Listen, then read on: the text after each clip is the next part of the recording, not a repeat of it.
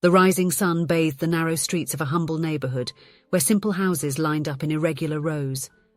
Among them, a small wooden house sheltered young James and his mother, Martha. At just 10 years old, James was a boy with bright eyes and dreams larger than his reality allowed. On that Saturday morning, James and Martha were walking back home after shopping at the market.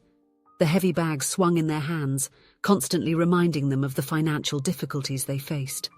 The boy, however, kept a smile on his face, always finding joy in the little things. Suddenly, something unusual caught James's attention. Parked on the sidewalk, shining under the sunlight, was a gleaming red sports car. It was as if a piece of another world had fallen onto that simple street. James stood amazed, his eyes wide with admiration. "Mum, look at that amazing car!" exclaimed James, running towards the vehicle. Martha smiled, seeing her son's enthusiasm. "It really is, honey, but don't get too close. The owner might not like it." Ignoring his mother's warning, James circled the car, taking in every detail. He crouched down to examine the chrome wheels, admired the aerodynamic design, and was amazed by the gleaming exhaust. Every inch of the vehicle was a work of art in the boy's eyes. "Wow, it must be so cool to drive a car like that," James whispered to himself, imagining himself behind the wheel, cruising on sunny roads. At that moment, a man in a suit appeared, his features hardened by irritation. "Hey, kid, step away from my car right now!" he shouted, gesturing furiously. James jumped back, frightened by the man's aggressive reaction. His heart raced, a mix of fear and disappointment taking over him. "Sorry, sir," James murmured, lowering his head and running back to his mother. Martha hugged her son, casting a disapproving look at the man. "Come on, James. Don't pay any attention to him," she said softly, guiding the boy away. As they walked, James looked back one last time, the sports car becoming smaller and smaller in the distance. At that moment, a flame ignited in his heart. One day, he would have a car like that. It didn't matter how long it took or how hard it was, he would achieve that dream. The years passed, and James grew up carrying that silent promise within him. At 16, an opportunity arose that would change the course of his life. Mr. Thompson, an old family friend and owner of a small woodworking shop in the neighborhood, offered James a part-time job. Mr. Thompson was a middle-aged man with hands calloused from work and kind eyes that seemed to hold all the wisdom of the world. He took James in not just as an apprentice, but as a son. In the workshop filled with sawdust and the smell of fresh wood, James discovered his passion. Mr. Thompson taught him not only woodworking techniques, but also valuable lessons about life, hard work, and perseverance. "See, James," Mr. Thompson would say as they worked on a particularly challenging piece, "every piece of wood has its own story, its own knots and imperfections. Our task is to see the beauty in it and transform it into something extraordinary. It's like that in life too, my boy." James absorbed every word, every teaching. In the years that followed, he not only honed his skills as a woodworker, but also developed an unwavering work ethic and an entrepreneurial vision. At 25, with the support and encouragement of Mr. Thompson, James opened his own workshop. He started small, in a rented shed, but his dedication and talent soon attracted customers. He specialized in custom furniture, transforming simple pieces of wood into functional works of art. The business grew progressively. James reinvested every penny he earned, expanding his workshop, hiring staff, and acquiring more modern equipment. His reputation spread beyond the neighborhood, attracting clients from all over the city. At 35, James already owned a respected furniture company, with his own factory and a dedicated team.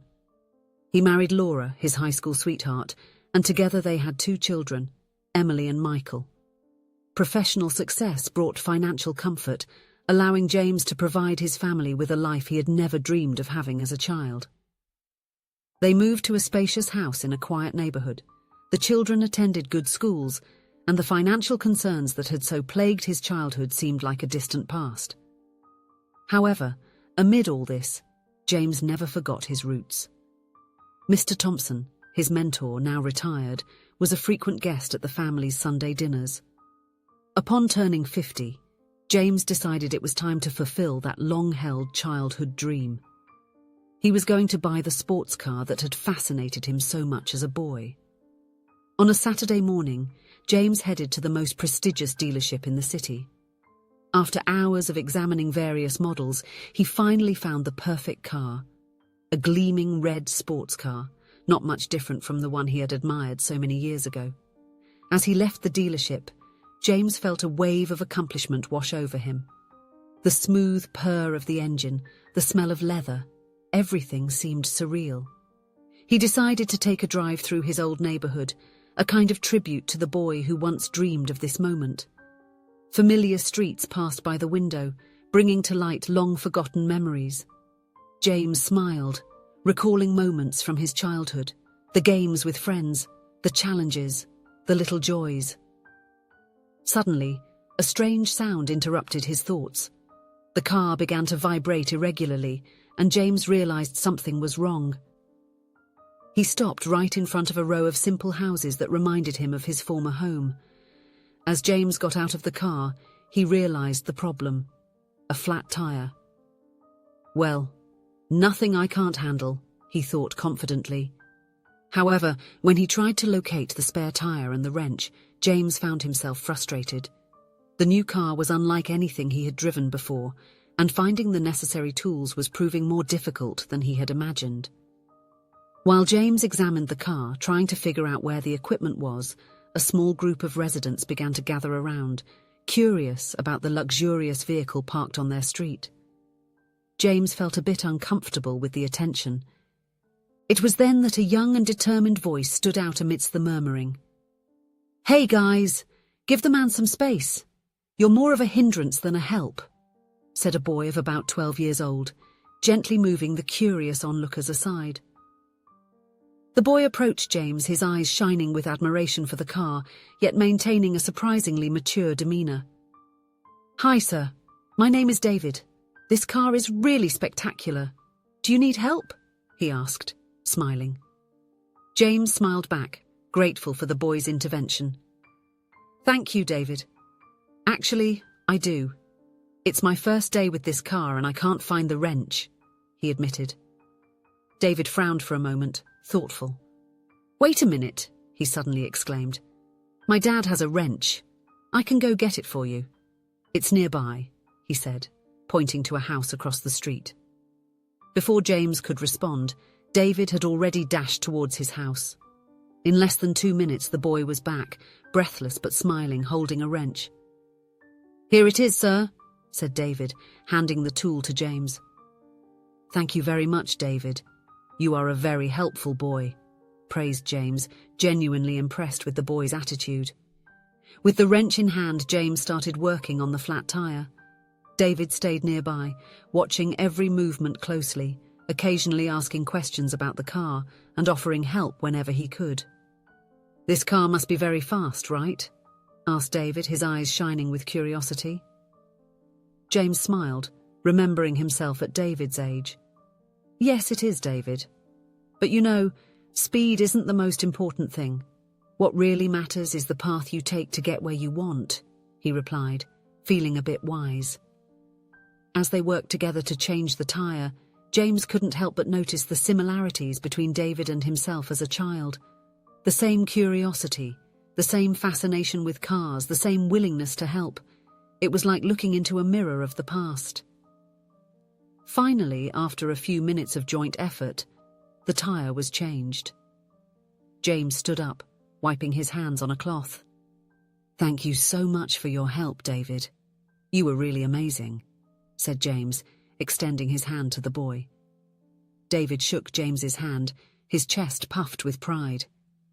"It was a pleasure, sir. This car is really amazing." James watched as David ran back home, waving one last time before going inside. Something about that meeting had touched James deeply, awakening long-dormant memories and feelings. Upon arriving home, James was eager to share the news of the new car with his family. He called his children, Emily and Michael, both teenagers, to see the vehicle. "Come see what Dad bought," exclaimed James, barely containing his excitement. Emily and Michael left the house without much enthusiasm. When they saw the car, their expressions were more of boredom than admiration. "What a tacky car, Dad," said Emily, rolling her eyes. "Don't you think you're too old to be driving a car like that?" Michael just shrugged, turning his attention to his phone. "Cool, Dad," he murmured, without actually looking at the car. James felt a pang of disappointment. His children, raised in a life of comfort, couldn't understand what that car meant to him. It wasn't just a vehicle, it was the realization of a childhood dream, a symbol of everything he had achieved. A bit discouraged, James entered the house and went to his mother's room. Martha, now a lady with white hair, had been living with them since her health had taken a turn. Despite her advanced age, her eyes still shone with the same kindness as always. "Mum," James called softly, entering the room. "I bought that car I've always dreamed of." Martha's face lit up. "Oh, my son, how wonderful! You deserve it after so much hard work." James smiled, sitting on the edge of the bed.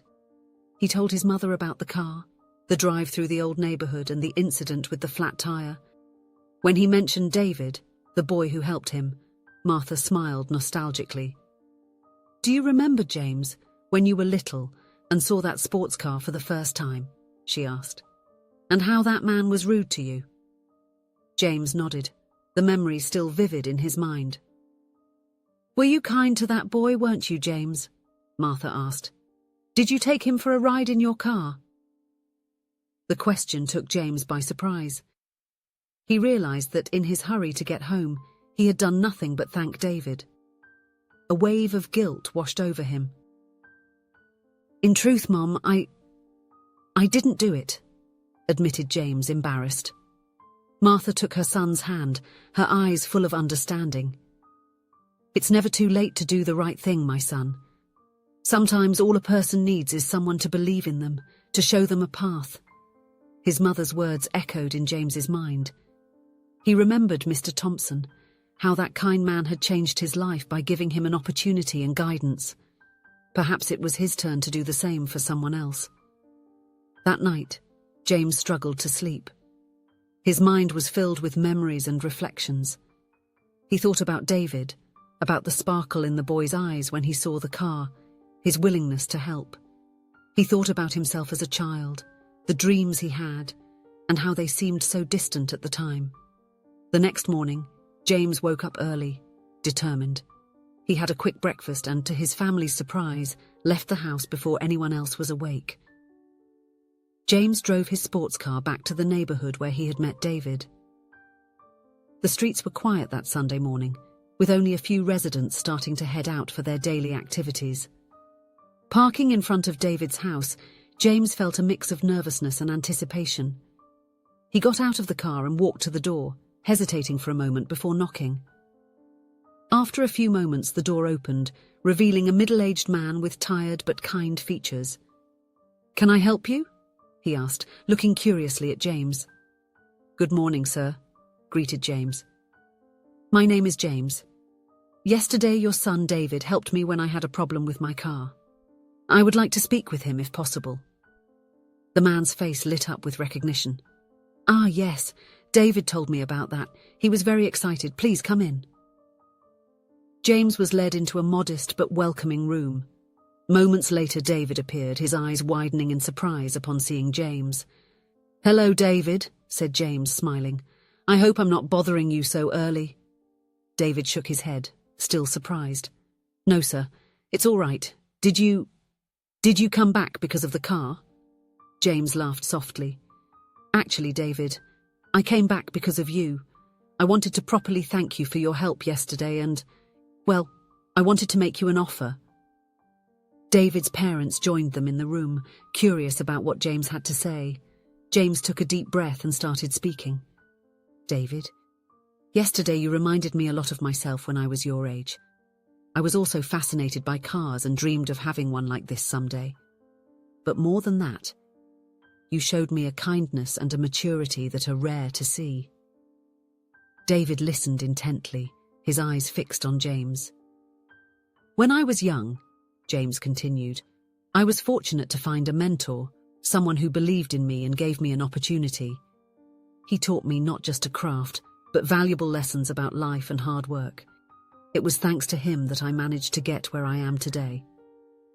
James paused, looking into the eyes of David and his parents. "What I would like to propose is to be that kind of mentor for you, David. If you and your parents agree, I would like to offer you an internship at my furniture company. You could learn about carpentry, design, and even how to run a business." David's eyes widened, a mix of surprise and excitement on his face. His parents exchanged glances, equally surprised. "It wouldn't just be a job," James explained. "It would be a learning opportunity to develop skills that can be useful in any career you choose in the future. And of course, you would be compensated for your time." David's father was the first to speak. "Mr. James, this is very generous of you." "But why? I mean, you barely know David." James smiled. "Sometimes all we need is someone to see potential in us and give us a chance. I was lucky enough to have that when I was young, and now I feel it's my turn to give back." David, who had been silent until then, finally spoke. Can I really? I mean, I'd love to, but what about school?" "The internship would be just a few hours after school," assured James. "Your studies will always come first." David's parents talked among themselves for a few moments, asking James questions about the internship details. David could barely contain his excitement. Finally, after what seemed like an eternity to David, his parents agreed. "If this is what you want, son, and if Mr. James is willing to give you this opportunity, we support you," said David's mother. David's face lit up with a radiant smile. "Thank you. Thank you so much, Mr. James. I promise I will work very hard." James smiled, feeling a wave of satisfaction. "I'm sure of it, David. And now how about that ride in the car I owed you? Your parents can come too." As David ran to grab his jacket, barely containing his excitement, James reflected on how a small act of kindness could spark something so significant.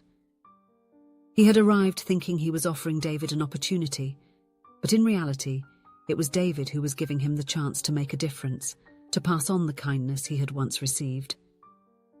As he set off with David for the promised ride, James felt a deep sense of fulfillment. His sports car, once just a symbol of personal success, had now become an instrument for something much greater, the opportunity to shape a bright future for a promising young man.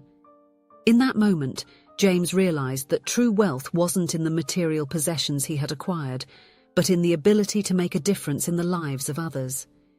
He had not only fulfilled his childhood dream, but had also found a greater purpose: to be for David what Mr. Thompson had been for him, a guide, a mentor, someone who believes in and invests in the potential of a young dreamer. And so, with the gentle hum of the engine and David's contagious enthusiasm, James felt that he was finally driving towards his true destiny, a future where kindness and solidarity endure, passed from one person to another, transforming lives and fulfilling dreams. If you enjoyed the story, please leave a comment with a rating from 1 to 5 to show how much you liked it. Also, watch the video that is now appearing on your screen. See you soon.